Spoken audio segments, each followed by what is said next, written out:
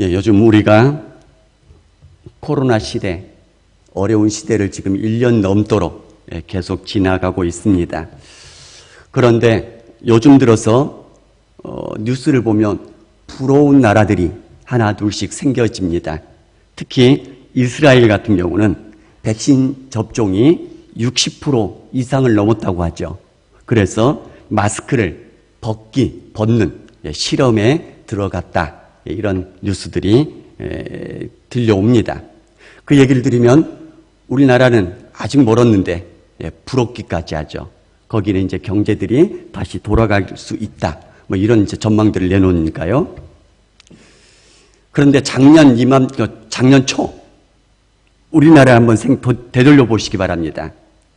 그때만 하더라도 우리나라는 방역 모범국 이렇게 해가지고 많은 언론의 주목을 받았죠. 세계의 주목을 받았습니다. 그때 여러분들의 마음이 어떠셨습니까? 굉장히 자부심이 뿌듯했던 것들을 느끼셨을 것입니다. 제가 오늘 방역 얘기하려는 것이 아니라 잘 하는 나라에 사는 국민이 되면 자부심이 올라간다는 얘기입니다. 잘 보호해주는 국민이 되어서 살아가게 되어지면 그 국민된 뿌듯함이 우리 가슴 속에 올라오게 된다는 얘기입니다. 부활 승리하신 예수님, 그 예수님을 다시 살리신 하나님, 그 하나님의 백성 되신 것을 믿으십니까? 그 하나님이 예수 안에 살고 있는 여러분들을, 하나님의 나라의 백성으로 살고 있는 여러분들을 하나님께서 지켜주시고 보호해 주실 것이라고 믿습니다. 그 하나님이 부활 승리의 그 능력으로 여러분들을 지켜주신다는 그 믿음이 있다면 우리가 이 땅에서 살아가면서 뿌듯하게 살아갈 수 있을 거라고 믿습니다. 오늘 본문의 말씀은 하나님께서 승리하시는, 부활 승리하시는 놀라운 말씀을 우리에게 들려주십니다. 하나님의 그를, 즉 십자가에 죽으신 예수 그리스도를 지극히 높이셨다라고 말씀하십니다. 십자가에 죽으시고 땅속에 무덤에 묻히셨는데 그 예수님을 다시 올리셨다는 얘기입니다. 그 말은 다시 살리셨다는 얘기입니다. 죽음이라는 것은 우리가 모두가 다 인지하고 있는 것처럼 우리 인류가, 우리 모든 사람들이 절대 해결할 수 없는 그런 가장 강력한 절망입니다. 끝입니다, 그게. 우리 인간들에게는요. 그래서 진시황제, 여러 가지 업적들이 있지만 전에 내려오는 이야기 중에 이런 이야기가 있지 않습니까? 불로 불사의 약을 찾는 것으로 유명하지 않습니까? 그런데 아이러니하게도 불로 불사의 약인 줄 알고 먹었다가 오히려 자기의 생명까지 단축시킨 어처구니 없는 일까지 겪었다고 기록이 되어 있지 않습니까? 그 불로 불사의 약인 줄 알고 먹었던 약이 뭐냐면 수은이랍니다. 그러니 생명이 단축될 수밖에요. 죽음은 우리 모든 인류의 가장 두렵고 해결할 수 없는 종말의 문제입니다. 그런데 하나님께서 창조주 그 하나님의 능력으로 예수님을 그 죽음을 깨뜨리고 그 사망 권세를 깨뜨리고 살리셨다는 얘기입니다. 어느 누구도, 어떤 사람도, 어떤 신들도 할 수 없는 그 죽음의 문턱을 하나님의 능력으로 깨뜨리셨다는 얘기입니다. 하나님의 능력으로 살리셨다는 얘기입니다. 그 창조주 하나님의 능력이 예수 안에 살아가는 저와 여러분들에게도 지금도 그 능력으로 함께해 주실 줄 믿습니다. 부활 승리를 체험하게 해 주실 거라고 믿습니다. 죽음까지 이기신 그 능력으로, 그 하나님의 그 능력의 오른손이 무엇인들 못해 주겠습니까?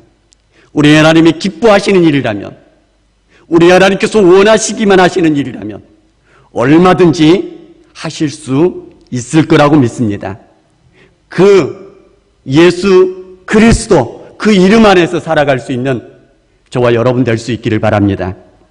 두 번째는 모든 이름 위에 뛰어난 이름을 주셨다라고 말씀하십니다. 모든 이름 위에 뛰어난 이름을 주사 모든 무릎을 예수의 이름에 꿇게 하시고 모든 입으로 예수 그리스도를 주님이라 시인하게 만드셨다는 얘기입니다. 얼마 전까지만 해도 조롱했던 그 이름 예수였습니다. 사람들 사이에서는 저주받은 이름, 그래서 모욕을 주었던 그 이름 예수였고요. 무시했고 가치없다 여겨 죽음으로 내몰았던 그 이름 예수였습니다. 그런데 하나님께서 그 이름 예수를 모든 이름 위에 뛰어나게 높여주시고 그래서 모든 무릎을 예수의 이름에 꿇게 만드셨고 모든 입으로 예수 그리스도를 주님이라 시인하게 만드셨다는 얘기입니다. 얼마 전까지만 해도 저주의 이름이라 조롱의 대상이 됐던 그 이름, 그런데 하나님의 능력과 권능이 오히려 이제 그 이름 앞에 모든 무릎이 꿇게 만드시는 역전시키는 능력으로 함께 하셨더란 얘기입니다. 여러 번 들어서 여러분들이 잘 알고 계시는 것처럼 그 당시에 로마 황제가 The Lord, 주님이라 그렇게 불렸더란 얘기입니다. 그렇게 모든 사람들로 부르게 만들었더란 얘기입니다. 그런데 이제는 모든 사람들의 입이 황제를 주님이라 부르는 것이 아니라 예수를 주님이라 부르게 만드셨다는 얘기입니다. 주님이라 불림받았던 그 황제조차도 나중에는 예수의 그 이름 앞에 주님이라 고백하게 되는 일들로 만드시더란 얘기입니다. 예수 안에 살아간다면 그 하나님의 놀라운 능력이 저와 여러분들도 그렇게 능력의 오른손으로 높여주실 수 있을 것이라 믿습니다. 그 예수 그리스도 이름 안에 살아갈 수 있는 그런 하나님의 사람들 될 수 있기를 주님의 이름으로 축복합니다. 그래서 그 이후에도 예수 그리스도 이름으로 하나님의 놀라운 능력들은 계속되어집니다. 성전 미문에서 구걸하고 있었던 안진뱅이, 기도하러 올라가던 베드로와 요한이 그를 주목하여 보면서 얘기를 합니다. 나사렛 예수 그리스도 이름으로 일어나 걸으라. 그러자 그가 일어나 걷고 뛰면서 하나님께 영광을 돌리게 되어집니다. 능력과 권능의 하나님께서 그 예수의 이름으로 놀라운 일들을 일으키셨고 그 일들을 바라본 듣는 많은 사람들이 몰려온 그 사람들에게 하나님의 말씀을 선포하게 되어지자 한 번에 3,000명이나 회개하고 그 이름 앞에 머리 숙이게 되어지는 그 일들도 만들어 가시더란 얘기입니다. 베드로가 감옥에 갇혔을 때입니다. 온 교회가 모여서 간절하게 예수 그리스도 이름으로 베드로를 위해서 기도하기 시작했습니다. 그러자 하나님께서는 천사를 보내셔서 감옥에서 기적처럼 나오게 만들어 주십니다. 문들이 여전히 닫혀 있고 잠겨져 있고 간수들이 여전히 지키고 있는데 천사가 베드로만 그대로 나오게 만들어 주시더란 얘기입니다. 그래서 모여서 기도하고 있던 그 마가의 다락방, 그곳에 가서 하나님의 능력을 증거해 주게 되는데요. 처음에는 하녀 로데라는 사람이 베드로가 지금 집 앞에 왔다라고 얘기를 하는데도 기도하고 있었던 교회들은 믿지 못하고 있습니다. 그 말은 그만큼 일어날 수 없는 일들을 하나님께서 일어나게 만드셨다는 얘기입니다. 사람들의 기대로는 전혀 기대할 수 없는 베드로가 감옥에 갇혔는데 나온다라는 것은 있을 수 없는 일인데 하나님께서 천사를 통하여서 하나님의 그 놀라운 능력으로 그 일을 만들어 주셨더란 얘기입니다. 그 능력의 하나님이, 그 권능의 하나님이 바로 우리들의 하나님도 되시고 아버지가 되어주시는 것을 믿으시기 바랍니다. 그런데 그 하나님의 능력은 신약 시대에만 있는 게 아니라 구약에서도 여전히 동일한 능력으로 함께 하셨더란 얘기입니다. 출애굽의 놀라운 권능, 그리고 홍해의 기적, 그리고 광야 생활 동안에 먹이시고 보호하셨던 하나님의 그 놀라운 능력의 손길, 그 능력의 손길은 주변 사람들에게 소문으로 퍼져가기 시작했습니다.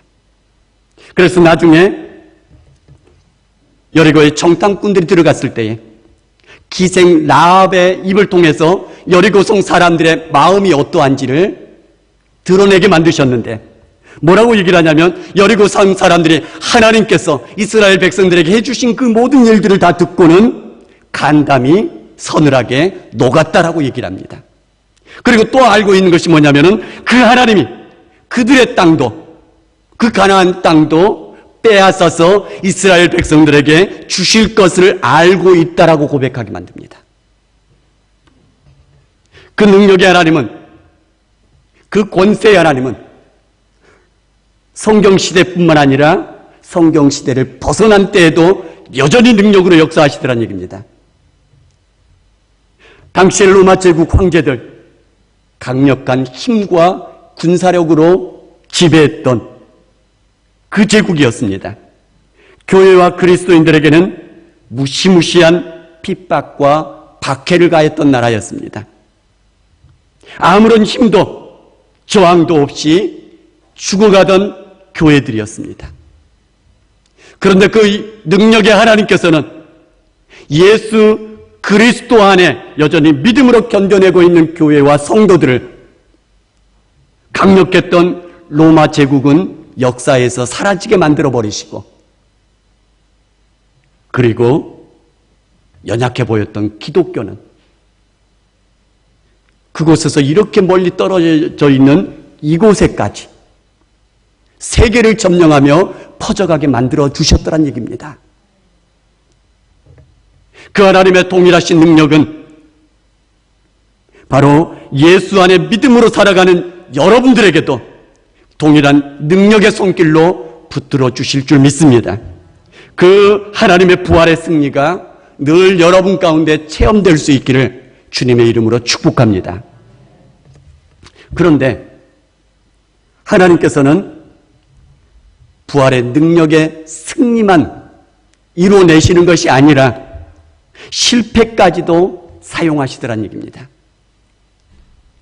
예수님의 십자가의 죽음은 이 땅의 사람들의 관점에서 봤을 때는 완전한 실패입니다. 끝난 것입니다. 더 이상 다음을 기약할 수 없는 것입니다. 죽음이라는 것은. 그래서 다 포기하고 엠마오로 내려간 두 제자와 같은 사람들도 생겨난 것입니다. 더 이상 기대할 게 없다라는 거죠. 십자가의 죽음으로 끝났다는 얘기입니다.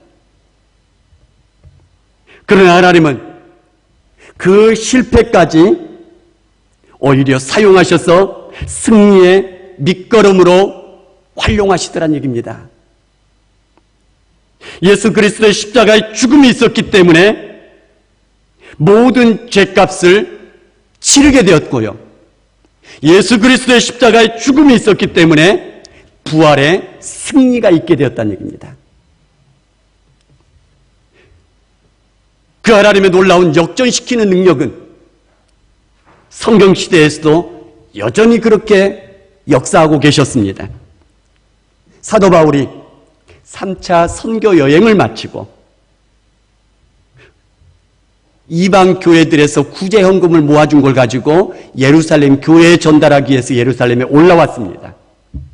그런데 예루살렘에서 체포를 당합니다.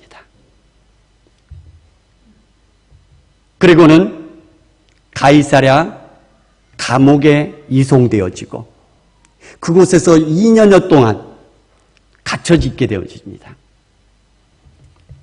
자기가 로마 시민권자라는 것을 밝히게 되어지면 이익을 볼 줄 알았는데 여전히 갇혀 있습니다.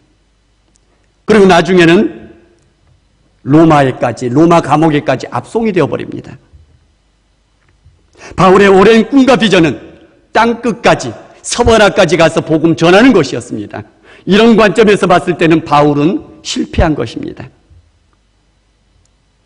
바울은 그 꿈과 비전을 이루지 못한 것입니다. 그러나 하나님께서는 바울이 로마 제국의 심장부에 들어가서 재판을 받고 모든 하는 그 과정 속에서 때로는 왕에게도, 때로는 총독에게도, 때로는 간수들에게도, 때로는 죄수들에게도 복음을 전하게 함으로써 오히려 복음의 진보가 일어나게 만들어 가셨더란 얘기입니다. 인간의 눈으로 봤을 때는 실패한 것 같았는데 오히려 그것을 활용하여서 하나님의 놀라운 승리를 만들어 가시는 것을 보여주십니다. 뿐만 아니라 바울의 육체의 가시, 몸의 질병, 간절하게 병낫기를 위해서 3차례나 기도했다고 얘기를 합니다. 기도 응답이 없는 것을 지나서 아예 거절하십니다. 안 고쳐주시겠다고 하십니다. 기도했는데 실패한 것이지 아니겠습니까? 그런데 오히려 바울로 하여금 자고하지 않고, 교만하지 않고, 스스로 높아지지 않고 끝까지 겸손하여 하나님 앞에 끝까지 쓰임받는 그런 종으로 서게 만들어 주더란 얘기입니다. 예루살렘 초대교회도 마찬가지입니다. 성령의 충만함을 받고 놀라운 기적들이 나타나기 시작했었습니다. 많은 사람들이 날마다 하나님을 믿는 사람의 수가 더하여지더라. 많은 사람들이 구제하고 사랑을 베푸니 가난한 사람들이 없고 많은 사람들에게 칭찬이 자자하더라. 이게 초대교회 놀라운 일이었습니다. 그런데 얼마 가지 않아서 스데반 집사님이 순교를 당합니다. 교회가 커다란 박해의 소용돌이 속에 휘말리게 되어집니다. 그래서 이제는 교회가 함께 모일 수도 없습니다. 모여서 예배 드릴 수도 없고요. 그래서 사도들 외에는 다 흩어졌더라 이렇게 말씀하십니다. 그런데 하나님께서는 이것을 이용하셔서 교회가 땅끝까지 흩어져서 복음 전하는 그 사명 온전히 감당할 수 있도록 만들어 가시더란 얘기입니다. 처음에는 뿔뿔이 다 모이지도 못하고 함께 예배드리지도 못하고 흩어져 버렸으니 실패한 것 같았었습니다. 그러나 하나님께서는 그것 사용하셔서 하나님의 복음 전하는 사명 온전히 감당하는 교회로 우뚝 세워주시더란 얘기입니다. 예수 안에 살아간다라는 것은 바로 실패까지도 하나님의 능력의 손으로 붙드셔서 미끄럼되게 하셔서 역전시켜 주시는 그 은혜 아래 살아가는 것을 믿으시기 바랍니다. 자, 그러면 마지막으로 예수 그리스도께서 십자가 죽으심까지 복종하신 그 마음이 무엇이냐는 얘기입니다. 그는 근본 하나님의 본체셨다라고 얘기를 합니다. 하나님이시란 얘기입니다. 그러나 하나님과 동등됨을 취할 것으로 여기지 않으시고 오히려 자기를 비워 종의 형체를 가져 사람과 같이 되셨고 사람의 모양으로 자기를 낮춰 죽기까지 복종하셨으니 곧 십자가의 죽으심이라 라고 말씀하셨습니다. 스스로 낮아지셨다는 얘기입니다. 스스로 복종하셨다는 얘기입니다. 무엇하기 위해서요? 하나님의 뜻을 이루어드리기 위해서요. 하나님의 말씀을 이루어드리기 위해서 스스로 낮아지셨고 스스로 복종하셨습니다. 그런데 그렇게 할 수 있었던 것은 바로 전적으로 하나님을 신뢰할 수 있었기 때문이었다는 얘기입니다. 이렇게 한번 생각해 보겠습니다. 여러분들 게임하는 것들 보면 뒤에서 사람이 받쳐주고 뒤에서 뒤로 이렇게 넘어가는 거 있죠. 그 넘어가기 위해서는 뒤에 받쳐주는 사람을 완전히 신뢰해야지만이 반듯하게 넘어갈 수 있을 것입니다. 그런데 식구든 친구들이 의자에 앉으려고 하면 어느새 와가지고 의자를 치워서 꽈당 넘어지게 하고 넘어진 모습 보고 깔깔대고 웃고 했던 친구들이 뒤에서 우리가 받아줄게 넘어질 수 있을까요? 넘어질 수 없을까요? 넘어져야 될 것 같은데 아무튼 쉽지 않을 것 같습니다. 왜냐하면 항상 그랬던 친구들이니까요. 다시 말하면 하나님을 온전히 신뢰할 수 있었기 때문에 낮아지실 수가 있는 것이고요.